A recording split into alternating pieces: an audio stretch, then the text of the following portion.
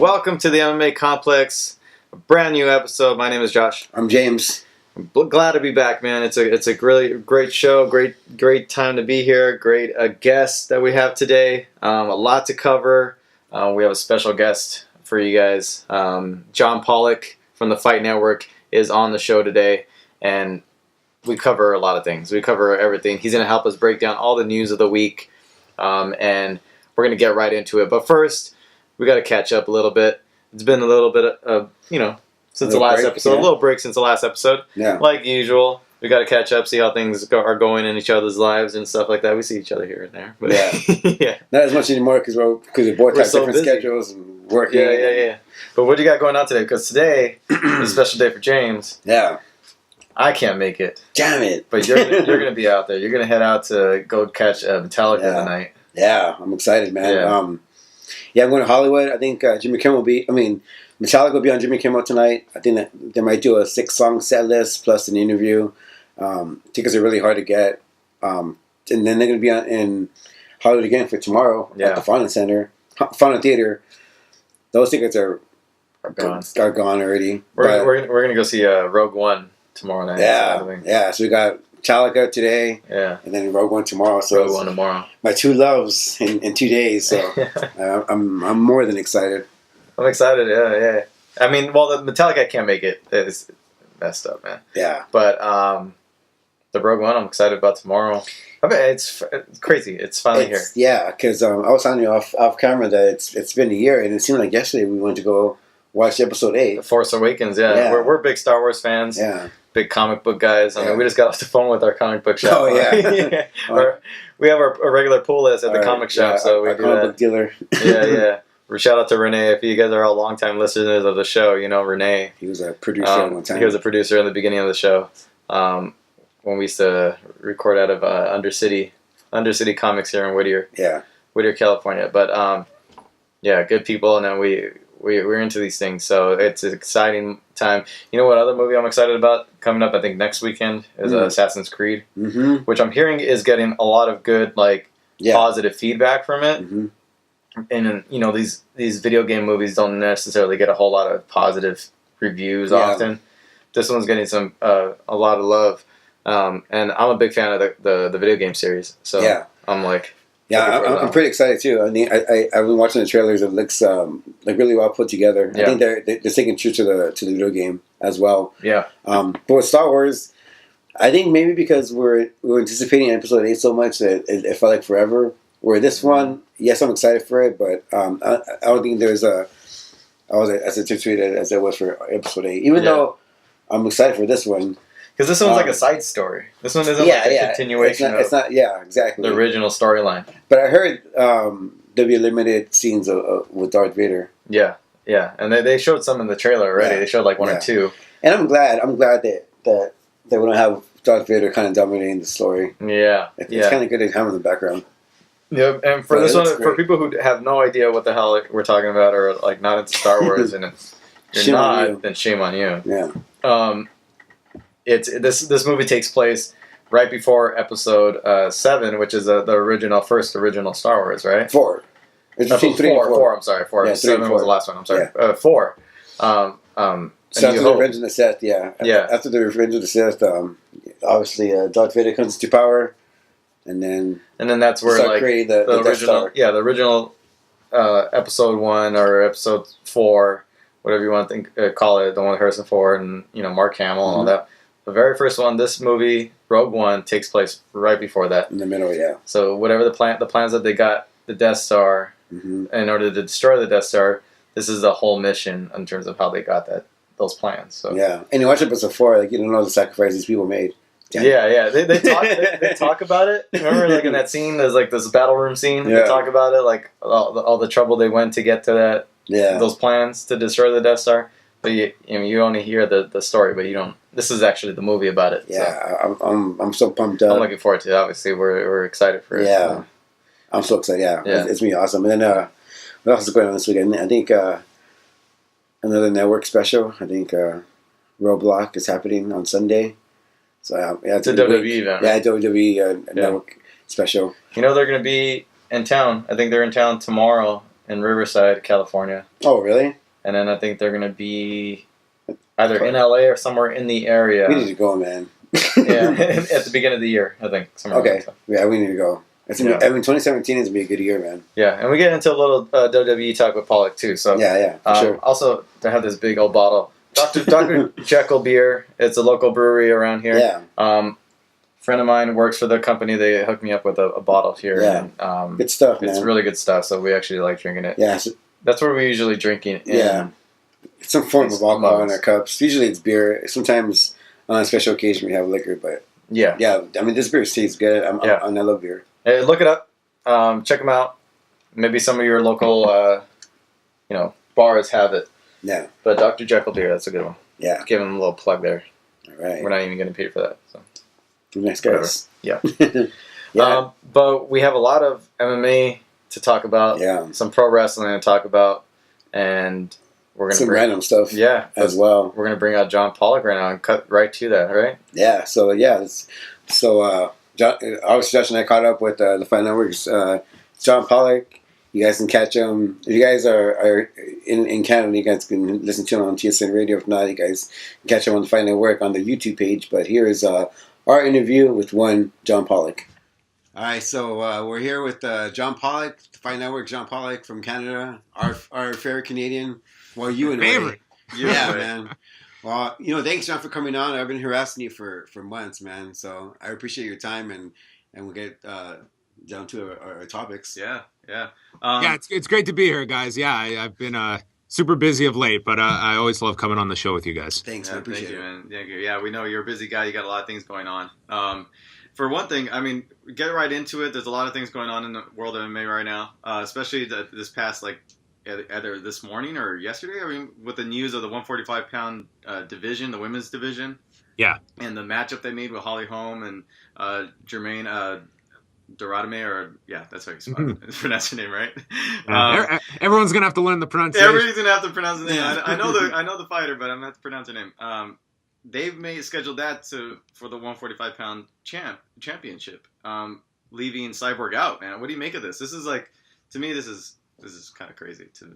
Yeah, I mean, on the surface, the idea of creating this championship and Cyborg is not part of the equation. Mm-hmm. I think that part is kind of nuts when you think about all this. Now, we do know that the fight was offered to Cyborg for January 21st, which that show ended up getting moved. And then February 11th, she wasn't able to take either of those dates. Yeah. So I think that there is good and bad to this for Cyborg. The bad is that I think everyone believes Chris Cyborg is undisputably the top featherweight in the world and should be fighting for that championship.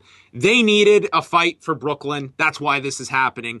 At least this does create this weight division. For all of their discussions about they didn't want to add this weight class, there wasn't the depth, they're now creating it, and Cyborg doesn't have to go through this process now of going to 140, answering the questions about not going to 135. You now at least have a division which, in theory, is healthier for her. Yeah. Though the fact that, guys, we're in December and she still is feeling the effects of that weight cut from September, that's troubling to me that, she's still dealing with those problems. And from her words, I mean, it was just a horrendous weight cut for the Lena Landsberg fight. Yeah. Right. Well, I know in 2016, titles don't mean anything. I think this, having Holly Holm fight for the title is a clear indication of that. Do you think that Holly Holm should be in that spotlight, considering that she's dropped 2 fights in a row? Yeah, I mean, it is strange when you're looking at the fact that Holm is coming off of 2 losses, the fact that Derendami has had 2 fights in 3 years. Yeah. It's a fight for the sake of a fight to me, and I feel they believe that on its own, it's not enough. It needs to have this championship added to it, which I don't necessarily agree with. I think we can all say that Max Holloway and Anthony Pettis, the level of interest in that fight to me was the exact same with or without an interim championship installed into the picture. I mean, it made for a nice photo op that Max Holloway has a title coming out of it, but I think everyone's interest was the same, that this is a great fight at 145 pounds, regardless of a title being there. Right. So I just feel it's this belief that we can't put this fight on a pay-per-view unless there's some bells and whistles attached to it, that being our 11th championship that we're going to introduce. But as you guys know, as we've all seen, just being a title fight, it doesn't mean this is going to be a great pay-per-view success. It's just not enough for people. And that Brooklyn card, it's going to need more than just Holly Holm and Jermaine Durandamy. You're going to need something on top of that. The Barclays Center is a big building. You're coming back to a market after 205. There's going to be high fan expectations for that show. Yeah. And then with Cyborg, I know she said she couldn't make the weight in that amount of time. Is that problematic for the UFC just because I know she just cut ties with her nutritionist for the last fight? Was it John Lockhart or George Lockhart? George Lockhart, George Lockhart. And, she's got a lot of issues going on. I know she just got her citizenship, so she's got a lot going on outside of the octagon. Is it problematic for the UFC just the fact that she can't make it in that amount of time? She won't be one of those champs that you can call on like DJ that just can show up and defend his title. Is this an issue for the UFC? Well, in this case, it's definitely costing her because I really don't believe there's any conspiracy theory against Cyborg from the UFC. Yeah. I feel if she was ready, she'd be in this fight. So I don't look at this as just black and white, that this is, the UFC is wronging Cyborg. I mean, They did offer her this opportunity, and the UFC, they believe they need this for that Brooklyn card. So I don't think they're going to just penalize themselves just to be fair to all parties involved. I mean, Cyborg, for all rights and purposes, should get the winner of this fight. But it's definitely something where I think Chris Cyborg needs to sit down and assess how she is cutting this weight. She works with with an expert in the field in George Lockhart, or at least was up until this point. And it's very concerning when you hear that this weight cut, she was outlining the fact that her blood was so thick they couldn't even withdraw blood when she was having problems after the fight. I mean, there's a problem there, and she needs to be addressing that and looking at, is 145 a weight class she should be fighting at? I think she's asking a lot of her body. We've seen that documentary ahead of the Leslie Smith fight and the torture she put herself through. So I think there's a lot of things that Cyborg needs to assess because in theory, she's getting the weight class she has wanted all this time, and still there's issues with that. So I think we have to look at her health first and foremost, and how it's affecting her career, because there's definitely issues to address. Yeah. And speaking of Chris Cyborg, she's still the Invicta 145-pound champion, and that's something that people haven't been talking about is Invicta and their 45-pound division. Do you think they're going to get sucked from the UFC to bring girls over to the UFC and having them left with nothing? It's a great question because we've seen the precedents when the UFC has set up the 115-pound division. I mean, that largely cleaned out the Invicta division. I don't know where the depth comes from at featherweight. I mean, that was always the argument was, well, we can't create a division just around one person. So we have three people. And how many fighters at 135 are realistically looking at going up to 145 and fighting the Cyborgs of the world potentially? I mean, you're giving up a lot of size. It's a new division. Some might find, hey, it's less of a weight cut. I can go up there. But I think that's going to be a smaller amount. I mean, I don't want to see Leslie Smith. I mean, that was just such a size discrepancy at UFC 198 that she should not be fighting at 145. I just think that's crazy. And we saw the Invicta model, like Cyborg, she was the draw, and she was just running through these women. Yeah. So I don't think you can really build a division around these other featherweights. I mean, there's even, your Marlus Kunins that Bellator has under contract. I mean, you do have Bellator that's as well after some of these featherweights, and they don't have the deepest division. So it certainly seems like it is a short-term decision to just have a championship fight on this card, and building out this division, that's going to take a lot of time. And I don't know if they can necessarily do it with the kind of depth that they've been able to find at 135 and 115. Yeah. I think because a lot of people know that she's the uncrowned champion, or she will probably most likely be the uncrowned champion at that time after this fight takes place, that build up for her eventual title shot against either the winner of Holly Holm or Jermaine I can't pronounce it. Durandamy. You do it a lot better than I do. I think that buildup will be a lot. The anticipation for her 145-pound champion debut, I think, would be built up a lot more, especially if it's against Holly Holm, I think. Yeah, that's a big fight. Yeah. That's a real big fight at 145 pounds. Presuming that is the direction they go in, I think Holm is certainly going to be favored in this fight.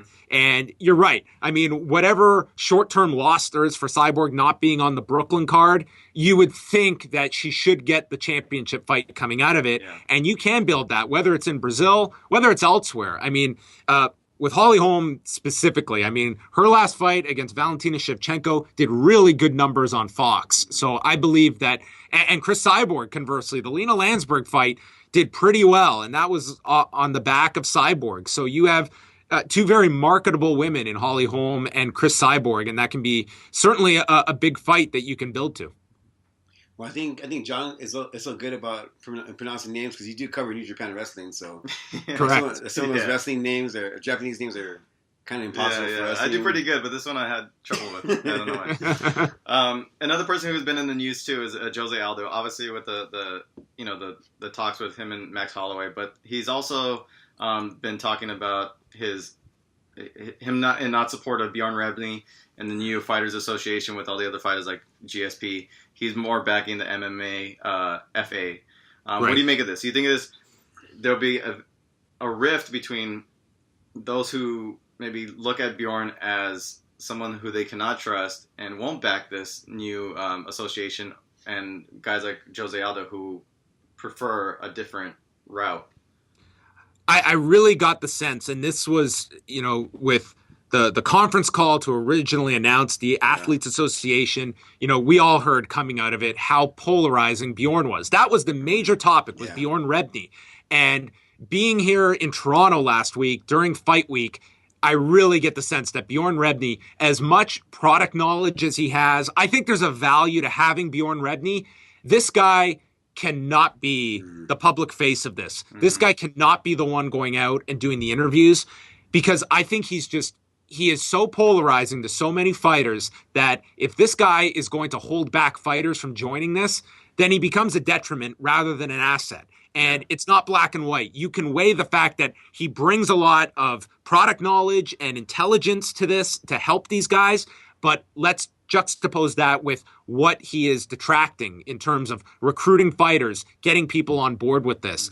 I don't know for the long-term viability of the Athletes Association if Bjorn Rebney can be a part of this. And if fighters are going to be willing to get into bed with an organization that, even though they've outlined that this guy is just an advisor, he's not on the board, but he's the one out doing a lot of interviews, and he has kind of become the face of this thing. So they knew that getting into this. There's good and bad with Bjorn Rebney, but I feel for fighter solidarity, that's going to be a tough pill for some fighters to swallow. I mean, imagine trying to sell this on an Eddie Alvarez, for instance. I don't think that could happen. And there's probably a lot of fighters who have heard similar stories that were that the scare tactics that were out there, that they're just not going to trust Bjorn Rebney. And that's going to be a real issue for the Athletes Association going into next year. Yeah, because, I mean, he has vendetta for the UFC, and it shows, in his interviews. But do you see any kind of union, like, as far as are these different associations coming together, as one in the future?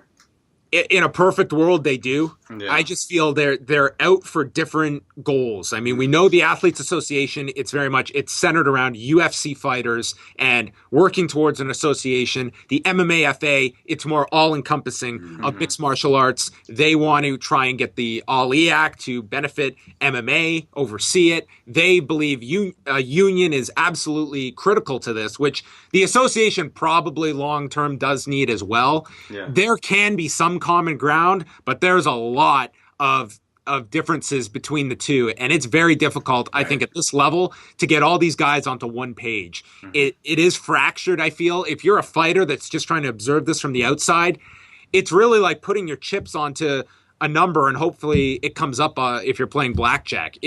I think a lot of them have so many questions and they don't know which horse to back in this race. Yeah. So I think for the long term, it would be great if it could just be one unified front, but I really don't see that happening, at least not in the near future. Right.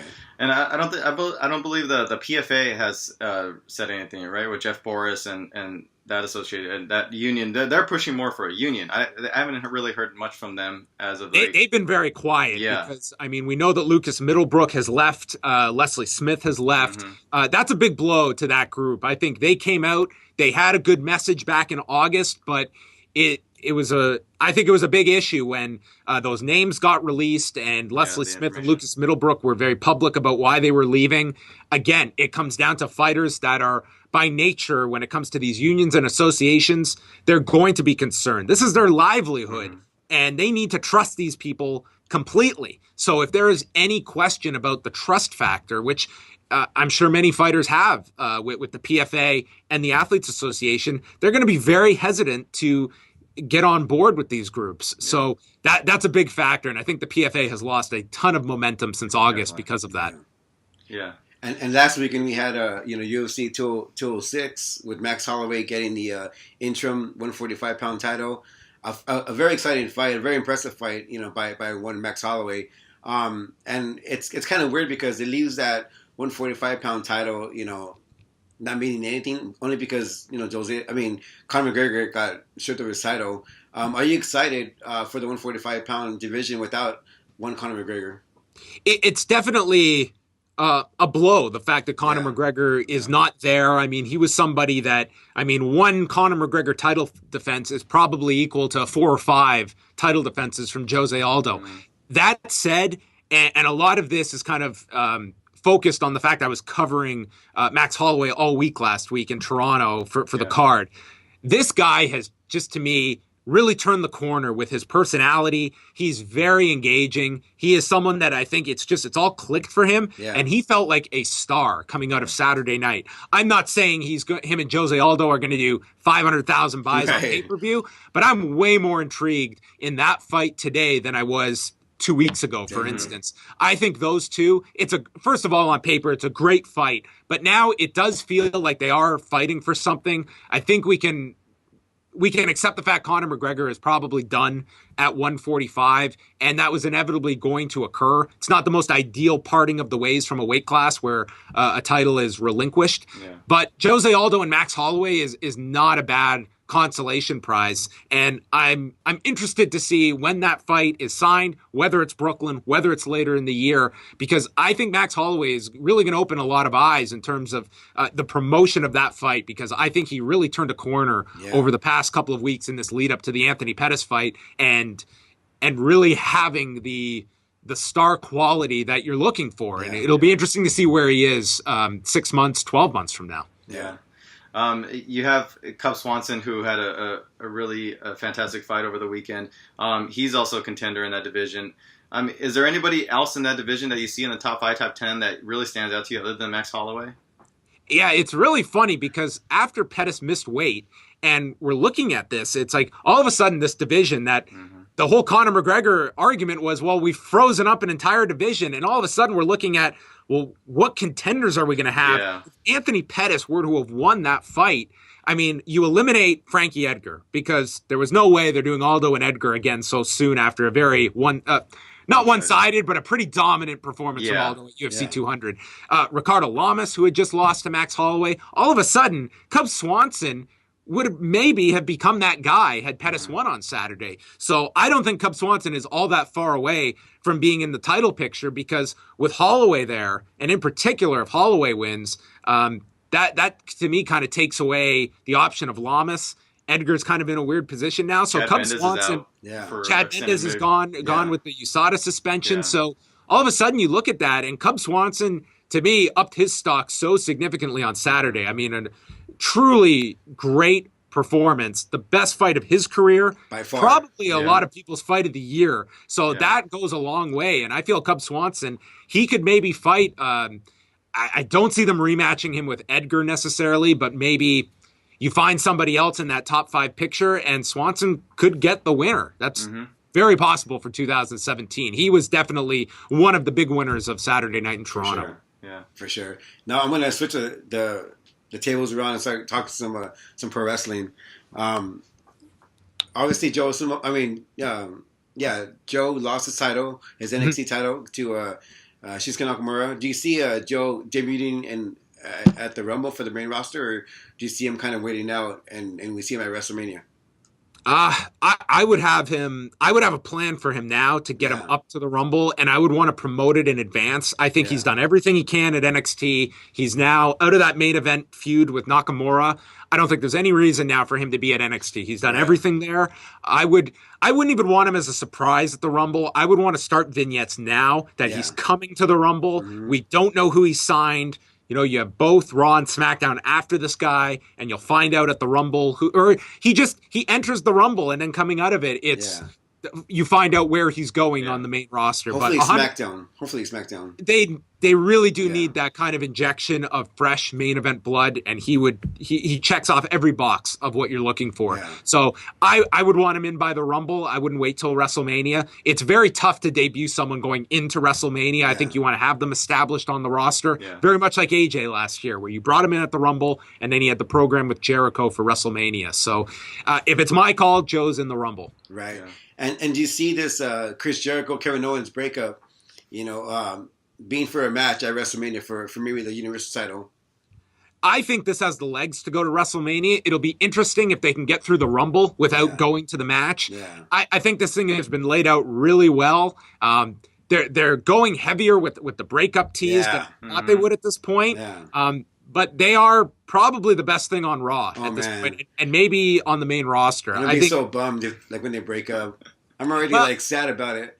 I think that they've done such a great job where it's like you love the chemistry between these two, but it's like you'll genuinely have a reaction to this breakup. It's not just some trivial tag team breaking up. They've done such a great job of bringing the audience up to the eventual full-out breakup and feud will mean a lot because of all of the stock they put into this program. I want to see it happen, man. I think, I mean, that's where it's going, and I think they've done a really good job of just trying to make it very episodic. Each week, it's a step forward in the direction. So the Rumble will be tough because it seems that you almost have to do this match by then, but they may have a great idea to extend it beyond that and get it to WrestleMania. It's certainly a WrestleMania program. And for sure. To think about the buildup from this, of where this has gone and the months they will get out of this, where the payoff is at WrestleMania. That doesn't happen too often, that you get that lengthy of a build to a match. And if they do go to WrestleMania, do you see that as the headliner, or do you see Goldberg and Brock as the headliner? It's hard to say with the card. I mean, you typically... It's all in what has the momentum in that final couple of weeks going in. I mean, I never would want to cement myself to, this is our main event, this is going on last. Right. I think Lesnar and Goldberg is going to have so much momentum going into Mania. I thought the Survivor Series was a big positive for that. And that what they have done was great. Yeah, and what they've done with Bill Goldberg, I mean, I don't think you could have handled this character any better than they did. It's such a 180 from the 2003 run with Goldberg. They did everything right, and they could have easily just got out one match, and that's all the people would be interested in. And instead, you've not only extended that interest in Goldberg, you've built upon it. Yeah. And that rematch, to me, is going to be really big for WrestleMania when you can do the full match, and it very well could headline Mania. Yeah. So, I mean, before we let you go, I want to touch on a couple of things from MMA real quick. This weekend, you have Paige Van Zandt against Michelle Waterson headlining their fight. You got a Bellator card this weekend. One of the fights that hasn't been really talked about as of late too much is the fact that Uriah Faber might be retiring this weekend. The longtime, poster boy for the lighter divisions. And what do you make of his inevitable retirement? Do you think it's time for him, and what do you make of his legacy, pretty much? I mean, I think his legacy is very strong in what you just outlined. I mean, in terms of the WEC coming along at the time they did, and Uriah Faber being that guy that you could headline cards with, that I think was a real confirmation that you had a star at 145 pounds, and then later in the UFC at 135 pounds. I mean, he was a cornerstone of WEC. When you think WEC, that's the first name you think of. And I think I go back to the Jens Pulver fight in 2008 and how much they promoted around that. Having that, it's very much kind of, guys, reminiscent to me of old territorial wrestling. And Yeah. much like the Von Erichs in Texas, they were the hometown family that the whole city, it felt like the city shut down on Friday nights for the Von Erichs. And WEC had some of that for their big shows in Sacramento, where Uriah Faber's fighting and the whole city's coming to watch this guy. Frank Shamrock in San Jose, very similar to that feel for the Strikeforce cards. So that's what I kind of remember with Uriah Faber. But someone who in the UFC was a guy that, I mean, you just look at his track record, never able to get that championship, but always in the mix, always right there at the top of the division. Yeah. And when a lot of people thought that, well, that's the last title fight, he worked his way back to those championship fights. I think we can definitely look at this past year that he definitely has slowed down. And it was kind of, we saw that at UFC 203. Yeah. And going into this fight, I think it's a good stylistic fight for him with Brad Pickett. There's a nice tie-in because of their legacies together. And it should be an incredible scene in Sacramento. I think it is time for him, and he goes off at a time when he is not diminished to such a degree that you feel you're not seeing, or that you are seeing a very diminished version. I think it's a guy that has slowed down a few steps, and he's calling it a career at the right time. Yeah, I think so. I completely agree with that. And it's kind of sad to see that Uriah Faber is going to be retiring. It shows that the time has passed, and we're getting a little bit older, and these guys are like, reaching the end of their careers. It's kind of crazy. But what's a sleeper fight for you this weekend? For this weekend, I mean, looking at that card, I mean, Alan Jouban and Mike Perry, I know it's on the main card. I find that fight really interesting. I've looked at Mike Perry and picked against him, and he's proven me very wrong thus far this year in the UFC. I'm looking forward to that fight. I think that could be a tremendous fight. I mean, Alan Jouban's a really good welterweight. I think it's a good test for Mike Perry at this point. So that one certainly stands out for me. The undercard, I feel, Cole Miller's got so much kind of going around outside. It's the last fight on his deal. And now he's got this fight with Mizuto Hirota, who he was supposed to fight in the Philippines, now is fighting in December. And he's going in with, a lot of, like, a big chip on his shoulder based on how all the Manila stuff was handled. So from kind of just a story perspective, I'm interested in that. But overall, you look at this from top to bottom, it's a pretty good card. And for the main card, I think this is, one of the better Fox main cards this year. Exactly. I completely agree. Yeah. Now, there's one thing that I'm looking forward to is that's you and Waze's Christian show that's coming up. I think it's coming up pretty soon, right? Your Christian show on your podcast. Yes. Coincidentally enough, it will come out Christmas Day. Okay. Awesome. Yeah. Can you give us like a preview? Because I really enjoyed Dana Mount's mother coming on last year. That was really fun, and I really enjoyed your random calls to random people. Is that going to be a segment that you guys are going to bring in for this year's Christmas episode? Yeah, it's each year now I feel there's almost kind of a pressure to come up with some creative guests and stuff like that. You summarized it perfectly. It is very random to the point that I can't even tell you. We have not really planned much for this show. It very much comes together in the last few days. But yeah, there will be a lot of surprise guests. Maybe even surprises to us because I don't know them yet. But that'll be out Christmas Day. It's always a very fun show to reach out to many different people. We're doing a Christmas jingle contest, which anyone can submit their Christmas jingles, and Way and I will review them. So if you're out there and you want to submit, you can post it at lawradio.proboards.com and be part of our Christmas jingle contest and hear your fine work played on our Christmas show at liveaudiowrestling.com. Yeah, I'm surprised how many talented people are out there with the review SmackDown theme song and the review of Raw. Maybe you two can put together a song together. Oh man, a duo. I don't know if we have a musical talent. Do you have musical talent? Can you play? I'm not gonna play guitar, but I can't sing. But there you go. Yeah, there you go. But you know all what? People are welcome. Speaking of Christmas, I kind of held off on your care package because we want to do a Christmas package for you guys. So hopefully you guys can open it up on your show. And going around that theme, can you tell us your favorite comic book character? Because I know you're into Daredevil and stuff like that. Oh yeah, I mean I'm really not the comic book person that Way is. I'm more just I'm totally one of the people that comic book fans would just scoff at. I just watch the Netflix series. Yeah. I just finished Luke Cage and loved it. I thought Luke Cage was awesome. Yeah. to me, I put it right next to Daredevil. I've really enjoyed Daredevil and Luke Cage. Not as big a fan of Jessica Jones. Me neither. And I enjoyed the Luke Cage character on that show, but man, that Jessica Jones series, by the end of it, it was one of those series where it's like, I'm just finishing this so I can say I finished it. Yeah, that was the miss for me on the series, on the characters in the Marvel universe on Netflix. But Luke Cage was awesome. I highly recommend that show. The music is awesome. The acting is fantastic. And just the cool tie-ins they have, like Rosario Dawson's character, Claire, that is able to weave in all these worlds just with little lines and referencing that she knows a great lawyer for Luke Cage without ruining anything, because I know no one wants spoilers out there. But Luke Cage was tremendous, which I just finished. You should watch The Flash, man. Flash is a great show. Yeah? Okay. Yeah, I will Flash check is a that great out. show, man. Yeah, but thanks for coming on, John. Really appreciate it. I'm going to try my hardest to tell the fans all your shows that you do. So I think, review a Raw, review a SmackDown, review a Way, Bauer and Pollock, and the MMA Report, and then the Law of Live Audio Wrestling. You nailed Sundays, it. On TSN Radio, and then soon all over the world on liveaudiowrestling.com, right? Man, you just hit a bullseye.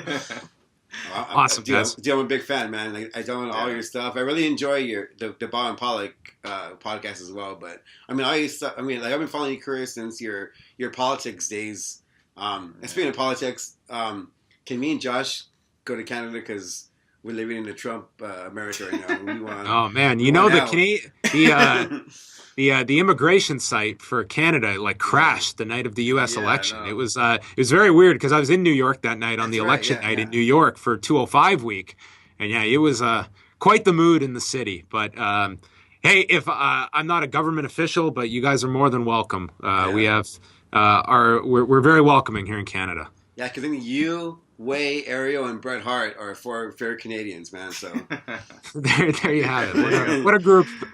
Dude, I brought a Canadian flag to high school. I think I told you this last time you were on, because this is during the Bret Hart anti-America run that he had in '97. I was a huge Bret Hart fan. To go to high school with a Canadian flag with my Hart Foundation T-shirt. So hopefully the Canadian government can see that and welcome me in, because I went out of America for 4 years.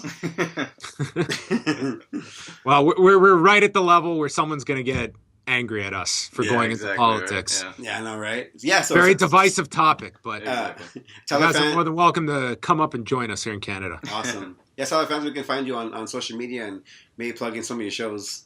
Well, you plugged all the shows. LiveAudioWrestling.com. You can subscribe for free on iTunes. We have shows almost every day. And on Twitter, I am John Pollock, which is tough to spell for some. It's POLLOCK. You can find me there, or at Law Radio. And thanks a lot, guys. It's great to catch up with you and chat.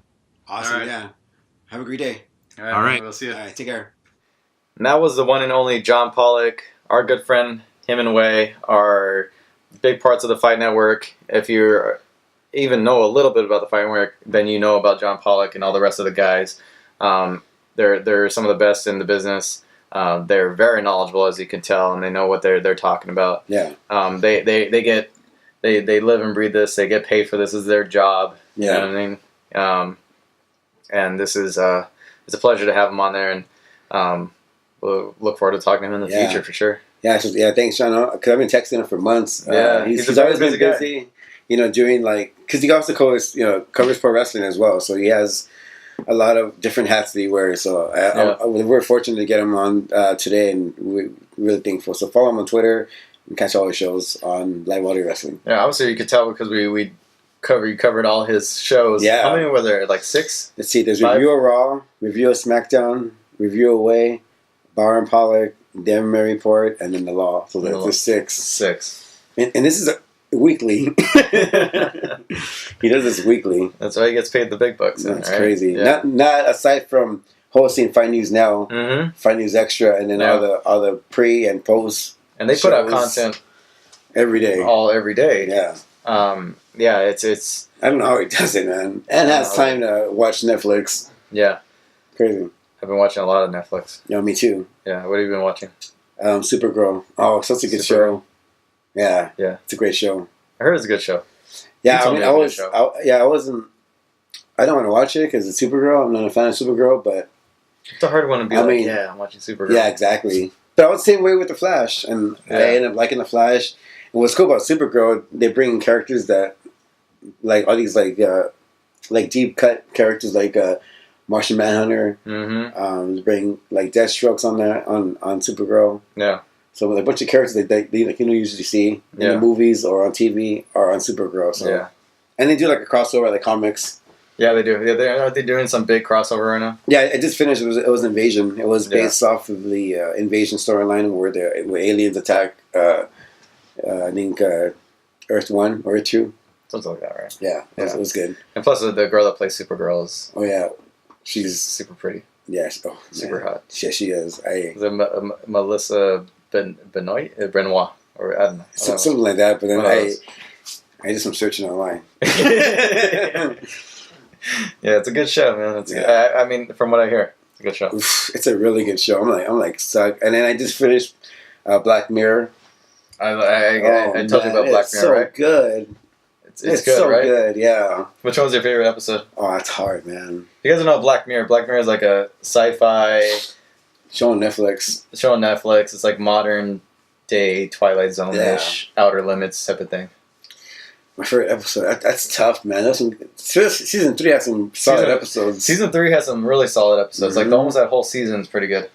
That social media thing episode was good. Yeah, which one was that though? Where she was obsessed of getting followers. In the beginning, that was the first episode, right? No, that was the finale one. That was when she. Oh, the finale one. Yeah, when you can't go into certain areas without having so much followers. Yeah. And then she didn't give a crap, and she ended up being that negative. Yeah, wasn't that the? That was the last episode of season 3. Was it the last episode of season 3?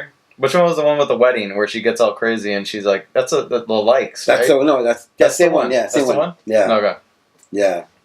That one's a good one, and then the one where I like the Juniper one, the one where they yeah, that was a really good one. Yeah, where she's the two old ladies. The two old ladies. And then like I guess you can pick your own heaven. Yeah. And like you're on like some kind of like server. Yeah, like your conscience gets uploaded to the cloud. Yeah. Almost like you download yourself into a computer and then you just live out. You can live out your life, the rest of your life there. Yeah, because I mean the girl was or like your afterlife. Was paraplegic, right? The whole time. She was disabled. Yeah, she was disabled the whole time. And yeah, that's it's trippy, dude. I think Kevin Smith and Joe Rogan talked about it on the podcast. Yeah, that was really good because you can go in and out of that world. Yeah, because that black girl did the same thing. She was going in and out. She was an old lady, and when she went in, she was young. Yeah, and then when you die, you have the choice of either just dying or uploading yourself to the cloud, so you stay there forever. That's weird. Yeah, it's cool because they're all intertwined with each other. Like the whole their technology world. It's the trip. Yeah, so you guys haven't catch it. You catch Black Mirror. It's a great show. That was a good show. The one I'm finishing right now it's on HBO. It's Westworld. Which, you haven't seen that? It's almost if you like Black Mirror, it's almost dealing with the same type of sweet AI type of artificial intelligence type of thing. I'm a sucker for sci-fi. Dude, the Westworld's on HBO. That one's that's awesome. I mean, that's probably one of the biggest shows going on right now because I mean, you got like Walking Dead. Yeah. But I heard that's not really doing too well in terms of the storyline. There's only so much you can do with that kind of stuff. And but I heard like up to this past mid-season finale, I heard it was doing good. I think people are just banking on the fact that the second half is going to be really good. Yeah. Game of Thrones is coming back. But right now I'm just Westworld. Finished Black Mirror. I watched a lot of like documentaries. You know, remember that Metal Evolution? Mm-hmm. On VH1, yeah. They have a hip hop one, which is like a 4 or 5. Yeah, I saw that. I saw it on Netflix. I haven't watched it, but I've seen it on Netflix. It's the same people that do the Metal Evolution. They did a hip hop one. So I mean, even if you're not into hip hop, it's interesting. It's interesting because it goes way back, and they do it in a very entertaining way. And they go through the decades, and they go through like the because I'm sure like funk music and Motown had a lot of and inspiration. They talk about all that stuff. So. I got done with that, and I watched a few other documentaries. There's some other guys that were like, kind of like college radio DJs that would get these like New York up, wannabe, unsigned artists. Like, I mean, they had like the big ones like Jay-Z, Biggie, Nas. Before anybody really knew about them, only the people in the streets knew about them. Yeah, and they were in this college radio, so all these big name stars that are like legends today and big names today are all went through that New York college radio station with these two guys. Interesting. And that one's a really good documentary. Because people would run all night sometimes, and they were so popular in like the New York area that people would record these sessions of like people doing rap battles or like, and people would come in and be like, they would film this documentary, and they would be interviewing people that were listening to the show or fans of the show, and they would have a cassette that no one else had, that had like this like particular like mixtape of that show, and you know it's like taste of history type of thing. It's like taste of history. So I mean, New York has always been like that, but that's pretty cool because I know that's how Metallica got started with the whole tape trading. Yeah. They would get Metallica's demo and then send it out to someone else, and that person would make copies and then send somewhere else, and then before you knew it, the whole underground knew of them. Yeah, I remember before, like the digital downloads and all that stuff. Like I used to make my own little like radio mixtapes. Yeah, I mean, press the chord. When you hear for a song, you listen to the radio station, and you knew your song was going to come on eventually because they usually play them in rotation. Yeah. You know, I'll record, and I had mixtapes. I would make my own mixtapes. Yeah, me too. Oh, like I would call. Yeah, I would call and request. And request a song. I would call and request. And that sucks, dude. Yeah. Which people still do today, in call and request, but the whole mixtape thing you don't have to do anymore. Yeah, because you gotta be like really precise and where to hit the red button. Yeah. And then, because they said, KLOS, and after KLOS, they got to the S, you got to press the record and the play button at the same time. Yeah. And wait there until the DJ played the song, and then press record. Yeah. Yeah. Man. Or burn CDs, and then, like, you buy one CD, you burn a couple, and you, like, either... People would sell them. I remember people would sell these. I never really got into that hustle, really, but I'd make a couple of copies for friends or whatever. Yeah, because I know me and you went through obviously the tape recording, and then and then the CDs. We graduated to CDs. We went to the POG phase. Yeah. And then we obviously the pager phase before the cell phones came about. Yeah, yeah. It was funny because people had beepers all the time. Yeah, or even the disc Walkmans. Yeah, or the disc. Like the CD players that I would like try to stuff in my pocket, but it was like stretch out my pocket. But even pages, man, was a crazy time. Yeah, because I remember in my school they had a payphone, and so when lunch or nutrition came, by the time it came outside, the fucking line was long. Yeah, because everyone was checking their pagers. It's fucking weird, man. It makes me feel fucking old. For me, I caught the tail end of the pagers, but I still had one though, and then. I had a Philips CD. I had a Walkman, like a disc, like a tape player, and then I also had the CD one. Yeah, I had a Sony blue and neon green one. I remember. Yeah, I had like like a light, like a turquoise-ish, but it was clear. It was clear plastic, Philips with like the silver top, and then the anti skip protection. Oh yeah. And then, yeah, mine was my favorite one. Yeah, mine was this color. It was like this kind of blue with this kind of green. Yeah, but or even the CD bags, the CD cases. Oh yeah, the portable ones. Yeah, or like the ones where you just carry all your CDs in. I mean, you can still use them today because people still have CDs players in their cars. But I still have mine. Portable ones. I still have mine like somewhere. Yeah. Well, mine was like portable, like you just like zip ones. Yeah. I carry those. Yeah, I had a few of those. Man. Oh, man. Yeah, it was sucked because the battery life would die. Yeah, the battery life would die after like a week. Yeah. Mm-hmm. Not no more. Now it's all now you can just go on Spotify. You get Spotify, or you download whatever, or even illegal downloads. But I think LimeWire and all that stuff we used to do a lot. I used to do that too, and it just fucked up my computer. Yeah, it fucked up my computer. I got a lot of viruses from that stuff. Yeah. All right. We'll get back into some MMA stuff because I know we were like cut off on a couple of tangents. But that's cool. It's quite a rant. Yeah. There's some fights going on this weekend. Bellator 169, King Mo versus Ishii, and UFC on Fox 22, Van Zandt versus Watterson. That's the 16th and the 17th, Friday and Saturday. Let's go to Bellator real quick. 169. Let's see. we'll just go with the main card because I know a lot of these guys are good. You got James Gallagher, who's one of the Irish guys, one of the big prospects from Bellator, is fighting Anthony Taylor.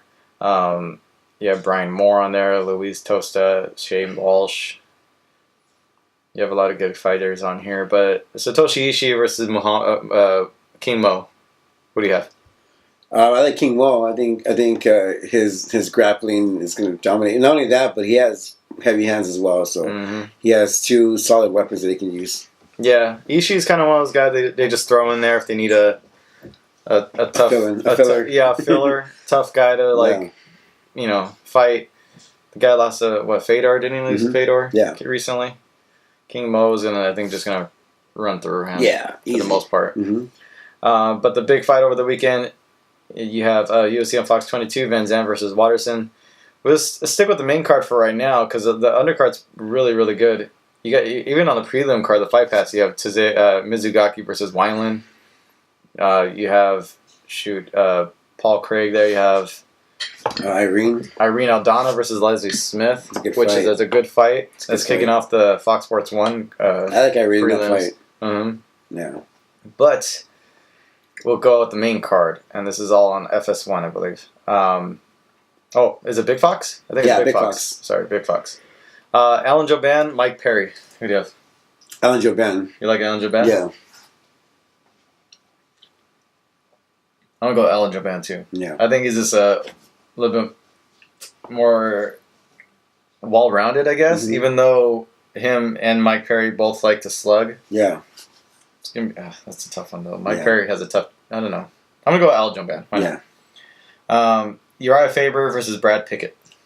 Yeah, it's Uriah's retirement fight. Yeah, retirement fight. His song fight. Yeah. I think both Uriah Faber and Brad Pickett are kind of in the same place in their career as far as winning, losing streaks, and how they are in their career. I can't go against Uriah Faber. This is his last fight. He's in Sacramento. He's going to feed off that hometown crowd, and he's going to go away with a bang. I think so too. I'm going to go with Uriah in this one. I think Brad Pickett is tough. He's still got a couple of years left in him. But even then, he has been having trouble as of late. I think Uriah is still somewhere at the top of the heap, but just not at... He's going further down. So the fact that he's going out at this point, it's a really good time. He hasn't been beaten up really. Yeah. And I think I see him taking this one by decision most likely. Yeah, for sure. This is a big one that, people have talked about months back, but then has been off the radar as of late. I think because there's so many things that have been going on. Yeah. Mickey Gall versus Sage Northcutt. Well, I do know a lot of people are picking Mickey Gall to win this fight. I still like Sage Northcutt. Yeah. Just based off his size and his experience. I think Mickey Gall is a better grappler than Northcutt, but I just see Northcutt just outstriking Mickey Gall and hurting him on his feet. I'm gonna go with Sage. You go with Sage. I was feeling Mickey Gall up until maybe today. And I was thinking that Sage might have the striking ability, the pressure, and the speed, and the size. The size. And this is at welterweight or is this at 155? I think it's at welterweight. I think it's at welterweight. I think it might be at welterweight. But I think Sage Northcutt is so big. I think even at that weight class, this is a toss-up one because you got striker versus grappler pretty much. Yeah. It's a tough one, man. Who knows? Maybe I'll make it hard for the bettors out there. I'll go Mickey Gall. Yeah. Why not? Because I really think it's a toss-up. No, it is. It is. It's whoever's gonna. And Sage Sage could hurt him on the feet. Mickey could dominate him on the ground. Yeah. At some point, and if it's at welterweight, who knows? Maybe Sage might have a conditioning issue. Who knows? But he's freaking shredded too. I've seen him. Yeah. So Paige Van Zandt, Michelle Watterson, main event. I like Van Zandt because Watterson's been injured for a long time. She's been out of the shelf while Van Zandt's been active in her career. Inconsistent, yeah. And she's looked better. In her last fight. I think her last fight she looked really good. So I like Van Zandt in this fight. I'm going to go with Van Zandt too. I think the the long layoff for Watterson, the inconsistency in her career, and plus she's a mom. Yeah, she's got a lot on her plate with that. She's been around for a while, and Paige is getting better and better. I've seen improvements in her, especially in her last fight. So I'm gonna go with Paige to at least edge it out by decision. I think. Yeah. Yeah. All right. Also, you got Bernard Hopkins' final fight this weekend. That's at the Forum, I believe, right? Yeah. Yeah. It's this Saturday, September. So it's gonna be the same time as the Fox card, which I think it should be around the same time, right? Yeah. Around the same time. So like you can DVR either or. You could DVR one, watch the other. You can, whatever. Highlights. Yeah. So there you go. That's our show. We want to thank John Pollock for being on the show. We want to thank you guys for watching this show. Make sure you go to the MMA Complex for everything. The MMA Complex. Go to our sponsor, Hollow Rock Gear. I'm actually wearing one of their sweatshirts right now. Their hoodies. This is one of them. They have plenty. But this is some of their gear. This is their website. Go to hollowrockgear.com. You can follow the show on social media, Facebook, Instagram, and Twitter at the MMA Complex. You can follow him, MMA Complex Josh. You can follow me, MMA Complex James, JYMZ, on Twitter. And yeah, thanks John Pollock for coming on. You can follow him on Twitter at I am John Pollock. Catch all his shows under the Live Audio Wrestling YouTube page or the podcast page as well. So until then, big fights on over the weekend with both boxing and MMA. So we're going to cover all that stuff for you guys next week. So until then, enjoy the fights and enjoy your week.